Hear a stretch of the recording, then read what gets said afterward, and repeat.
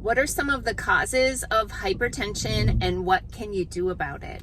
Hey, I'm Dr. Patty Barch. I'm a traditional naturopath, founder and owner of Naturally Unbridled Wellness and naturallyunbridled.com, where we focus on wellness solutions, not disease management. This is Down the Ridge with Dr. Patty, where I give you 7 to 10 minutes of holistic life and wellness information on my way to work. This is not medical advice. It's for entertainment purposes only. Nothing I say is true. Don't listen to me. So I got a very sweet, tearful message from a lifelong friend yesterday, after she watched my video yesterday, and poor thing, she got a little triggered by my topic yesterday. So I apologize for anyone that had that experience. But she did ask for me to do a video about hypertension or high blood pressure. And I've done a few videos on that in the past, but I understand that not everybody can watch all of the videos. So I'm going to circle back to it and maybe include some things that I didn't remember to mention in my quick off-the-cuff videos the last time. So first of all, hypertension means high pressure, right? That's what it translates into. And so every time your heart beats, it's pushing liquid through the hoses. The hoses are the blood vessels. And the pressure at which it pushes the blood through the hose matters. So it has to be enough pressure to get to your extremities, right? The areas furthest away from your heart. So if people have cold hands, cold feet, cold nose a lot, it can be because they have insufficient circulation, maybe lower blood pressure. There's other reasons for that too, but just as an example. So hypertension can be caused by different things. So that means too much tension. So if you think of your blood vessels as a hose, if you have too much pressure in the hose, what happens to the hose? The hose might get a bubble in it, right? Like maybe you've seen, I have garden hose that gets like a bubble in it, or maybe it pricks a little hole in it, right? This is a problem because the bubble in the blood vessel is called an aneurysm. And if an aneurysm bubble bursts, that can be fatal depending on the situation. But yeah.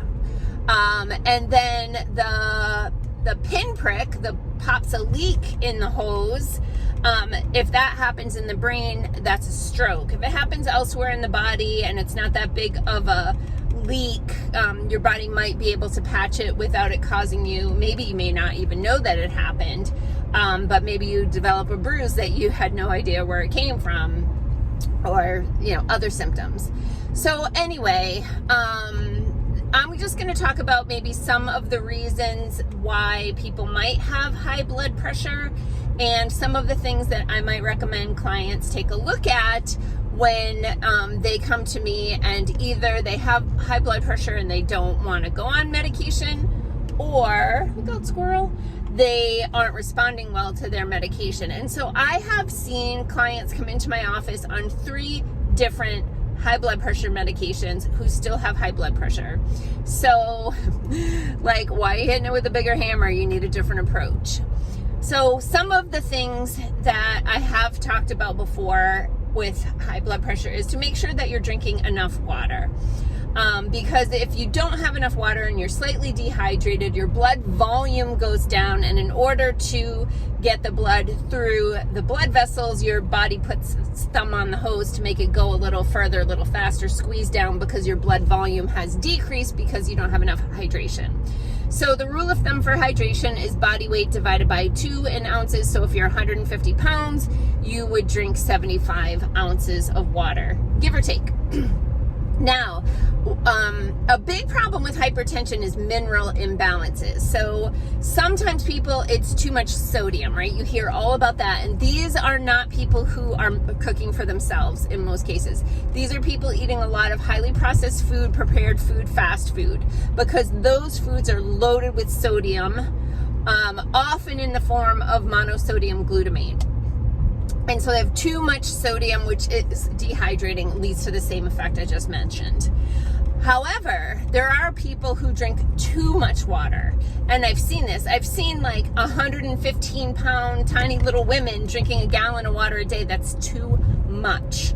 You're going to be diluting your minerals too much, and that's going to change certain cellular functions in the body, like muscle function and nerve function. And in order to change the pressure in your blood vessels, in your arteries especially, it's done through the muscles that are actually in the artery walls.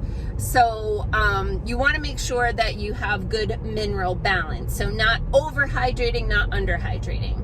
So if I have clients that are asking for support, there's kind of a few things that I will recommend.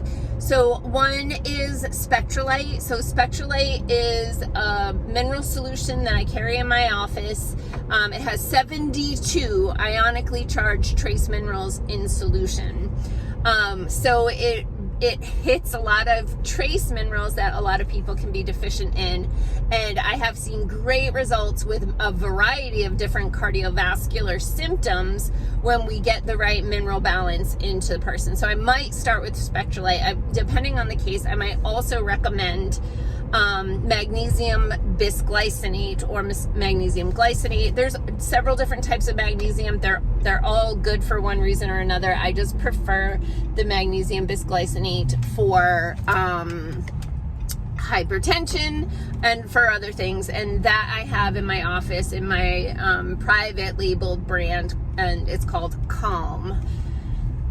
So those are some things that I'll look at fast. Now, if people are cooking their own food from scratch, they may not be adding enough salt because they have this. I did a video on this once just about salt, but a lot of people, especially people in my age group where we were just told salt is the devil, they may not be cooking with salt or adding salt. And in fact, if you're not eating highly processed food, which you shouldn't, you do need to add salt to your food to get those minerals. They're very important. And also they enhance the flavor of the food that you're cooking. So I do cook with salt, and I do recommend salt. I know some people actually will cook with the Spectrolite too. They'll put that in their dish.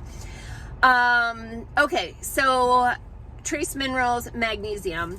Another thing that I have had good results with for certain people, and I'm not going to get into the different genetic things, like some people with certain genetic profile will respond better to this supplement. Some people with a genetic profile will respond to this supplement. Sometimes I just go locked and loaded with all of them to try to get the person out of crisis first, and then we'll kind of play with it to see, do they need the combination, or was there one particular product within that collection that was doing the work for them.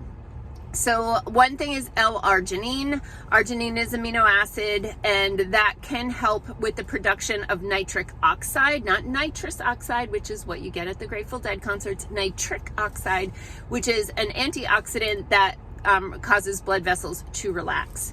I like to use the L-arginine sometimes by itself, but more often in combination with other supportive nutrients in a combination product.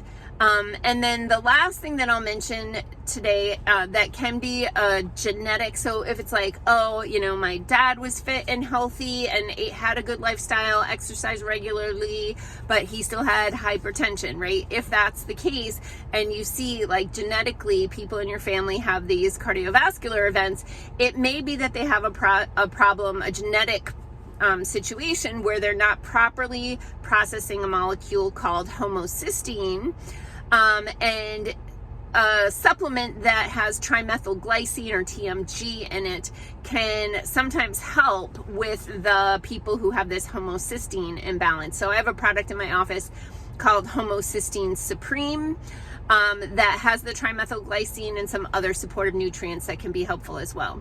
For the nitric oxide, I have L-arginine by itself. I also have something called NOx Synergy, NOx for nitric oxide, and I have something called Vascinox.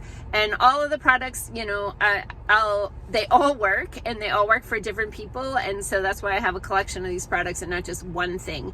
And then we do have one other product at the office called HTN Supreme for Hypertension Supreme. And that has a combination of a lot of those ingredients. So I hope that's helpful, and peace out, peeps. Have a healthy day.